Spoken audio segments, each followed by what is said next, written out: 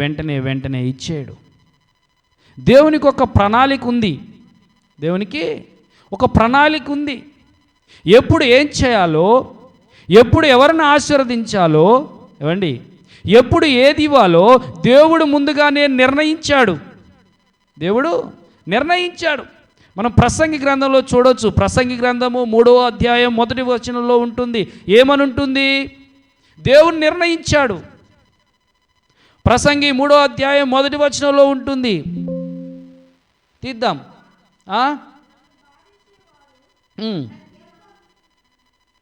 చదవక్క.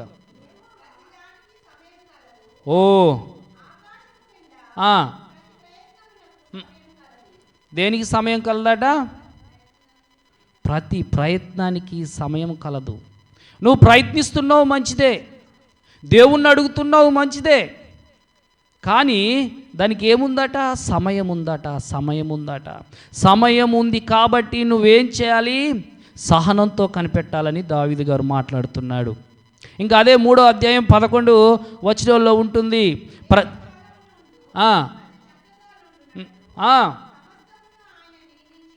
సమస్తమును ఆయన నియమించి ఉన్నాడు. ప్రతిదానికి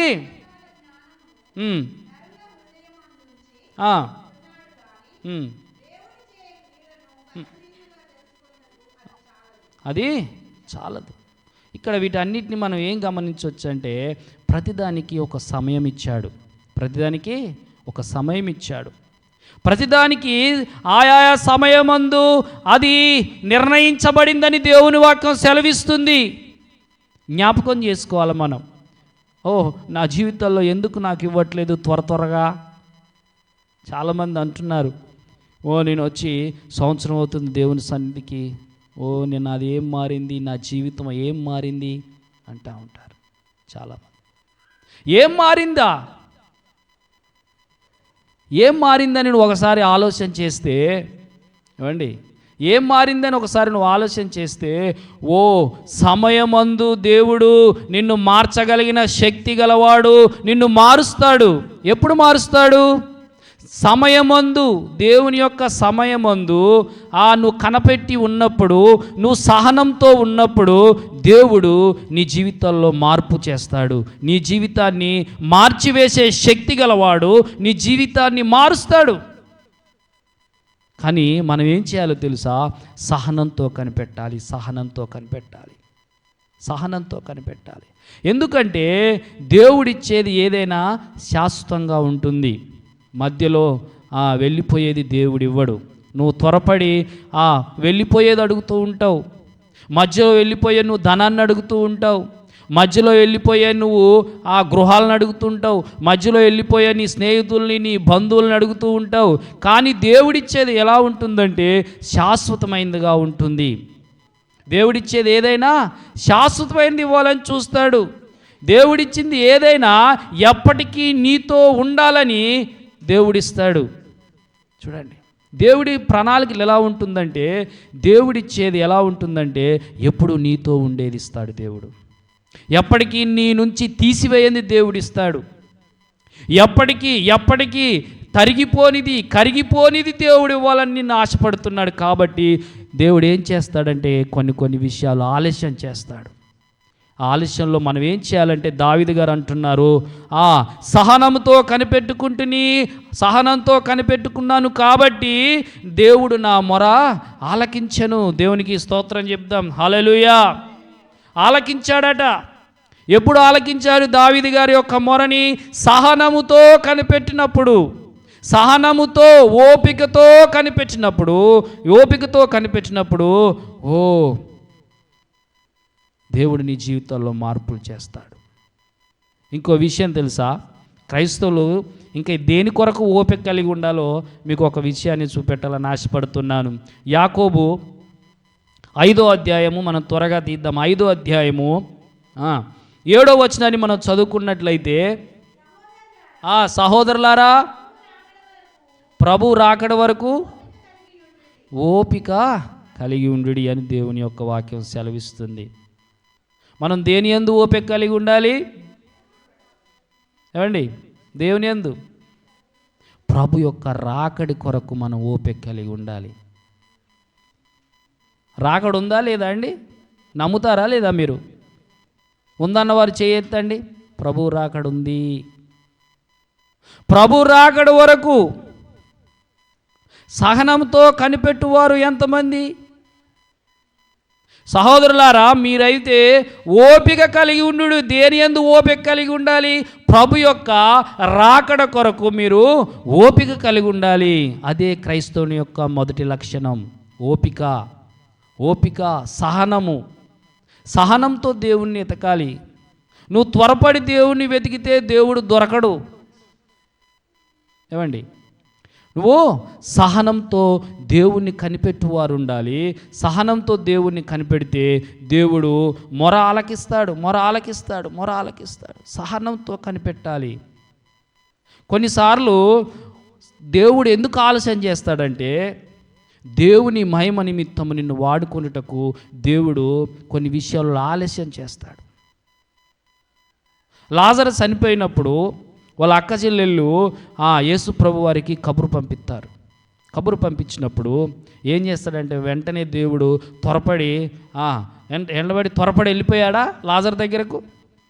వర్తమానం వెళ్ళింది యేసు ప్రభు వారి దగ్గరికి. ఏమని వర్తమానం వెళ్ళిందంటే, నీ ప్రియ శిష్యుడు రోగంతో పడి ఉన్నాడు, నువ్వు వచ్చిన ఎడల అతను బ్రతుకుతాడని వర్తమానం వెళ్ళింది. యేసు ప్రభు వారు ఏం చేశాడంటే, ఆ వర్తమానం విన్న తర్వాత కూడా 2 రోజులు అక్కడ ఉండాల్సి వచ్చింది. 2 రోజులు అక్కడ బస చేసినట్లుగా మనం చూస్తూ వచ్చాం. 2 రోజులు అయిపోయిన తర్వాత లాజరు ఉన్నాడా అండి? లాజరు ఉన్నాడా? చనిపోయాడు. 2 రోజుల తర్వాత యేసు ప్రభు వారు వస్తుంటే వాళ్ళ అక్క చెల్లెళ్ళు ఏడుస్తూ యేసు ప్రభు వారి దగ్గరికి వెళ్ళి, అయ్యా, నువ్వు ముందుగానే వచ్చుంటే నా సహోదరుడు బ్రతికి ఉండేవాడు. నువ్వు ముందుగానే వచ్చుంటే నా సహోదరుడు బ్రతికి ఉండేడు కదా. నువ్వు ప్రేమించిన లాజరు నువ్వెందుకు మర్చిపోయావని అక్క చెల్లెళ్ళు ఒదిగినప్పుడు యేసుప్రభు వారు వచ్చి కన్నీళ్లు విడిచినట్లుగా మనం చూస్తూ వచ్చాం. బాధతో ఏం చేశాడు? చనిపోయిన లాజర్ని ఏం చేశాడండి? లేపాడు. తన మాట చొప్పున లాజరు బయటికి వచ్చాడు. బయటకు వచ్చినప్పుడు ఏం జరిగిందో తెలుసా? దేవునికి మహిమ వచ్చింది. దేవునికి స్తోత్రం చెప్దాం. హల్లెలూయా. యేసు ప్రభు వారికి కబురు పంపిన వెంటనే యేసు ప్రభు వారు అదే రోజు వచ్చి నా ప్రియ శిష్యుడు బాగలేడని స్వస్థపరచుంటే దేవునికి మహిమ కలిగేది కాదు.